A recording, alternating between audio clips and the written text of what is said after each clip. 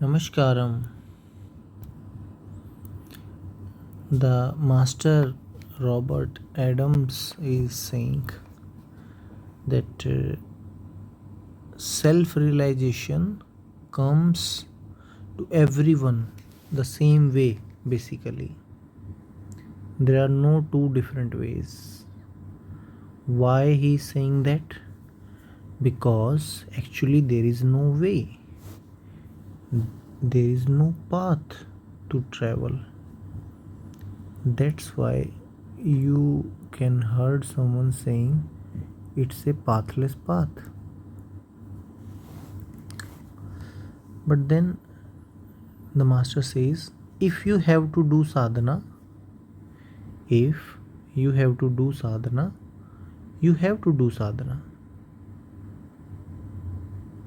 And the reason he says it, as long as you believe you are the ego or the body or the mind, then you have to do sadhana. So let's look at this in some detail, that as long as you believe, please note the word he is using, believe, not actually. If one only believes that he is ego, then he will behave as if he is the ego. But most of the people you meet on the street, they do live in one of these beliefs, assuming, identifying with their body or the mind. And these are the fundamental mistakes people make. If one pays sufficient attention to these, then one will come to know that he is neither the body, he is neither the mind, and nor the ego.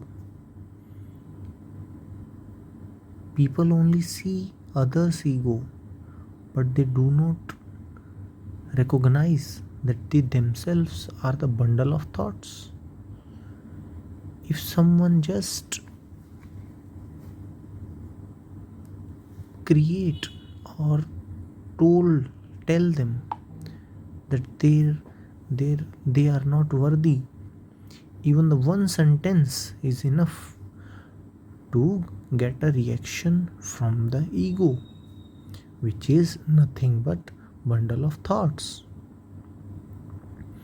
And so if you are not the physical body, you are not the mental body, then you have to do nothing to attain self-realization. But if you believe that you are one of them, the ego, the body, or the mind, then you have to do sadhana, because there are impurities associated with the body. You will have to purify the body. You will have to purify even the mind, or you have to still your mind. It's such a complex machine, and it's running and running and running with many of the activities.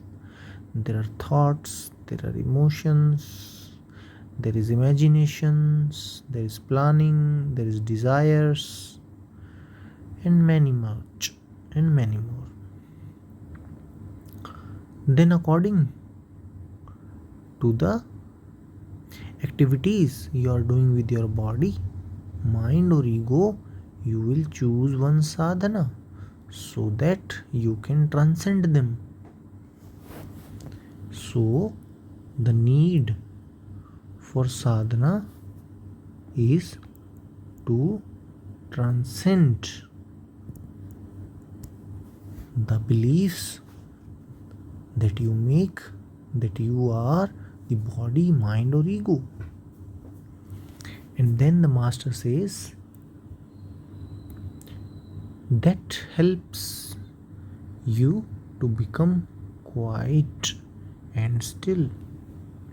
And once you purify with the sadhana may be of many types. There are a variety of sadhanas. There are more than 100 paths, 1000 paths. Each path can be made unique for a one particular person. So you can choose any of them, but the only thing is to keep in mind is that take it from a master, not from a book. Because if you are believing, if you are identified with the wrong things, then you will choose the wrong thing. So always keep in mind that choose a sadhana with the help of your guru. And when you are quiet and still, self realization comes of its own accord. Actually, it's the fallacy of the language to use such words. It comes of its own accord. In fact, the thing is, when you started, it was already there. You are already self realized, but you do not know it. Why? Because you are assuming yourself that which you are not. If the body suffers, and because of your belief that you are the body, you also suffer. What about a self realized person? How he is different in this condition? Does he not feel the pain of the body? Yes, of course do. He does feel the pain. But he knows that it is his direct experience. It is self evident to him in moment to moment that the pain he is going through is not to him, it is to his body. And he is what he is actually? He is the knower, perceiver of the pain. He is the experiencer of the pain. And what is pain? It is the experience. So, once a person disidentifies himself from the world, from the body, from the mind, and he will automatically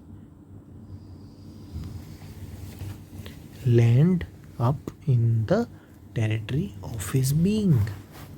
And that territory is already still and quiet, and it is eternally so. So, the master is still alive, Robert Adams.